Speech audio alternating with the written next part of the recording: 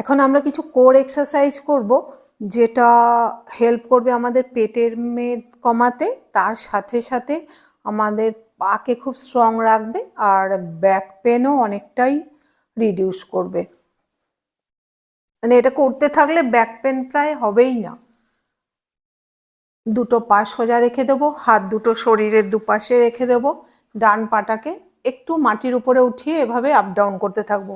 1 2 3 4 5 6 7 8 9 10।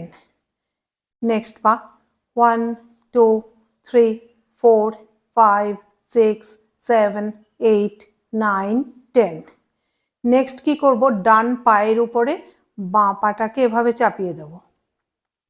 চাপিয়ে দেওয়ার পরে বাঁ হাঁটুটাকে হালকা ফোল্ড করে নেব।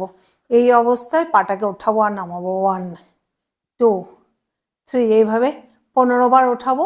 ওঠানোর সময় কারোর যদি মনে হয় প্রবলেম হচ্ছে, তারা একটু ব্যাক সাপোর্ট নিতে পারো, নিয়ে এভাবে ওঠাতে পারো। এটা করবে 15 থেকে 20টা, কিন্তু অবশ্যই এক একটা সাইডে করবে, আবার একইভাবে এটা করবে। নেক্সট এক্সারসাইজ করবে, দুটো পাকে ফোল্ড করে নেবে, একটা পাকে স্ট্রেট ওঠাবে, তার সাথে কোমর ওঠাবে।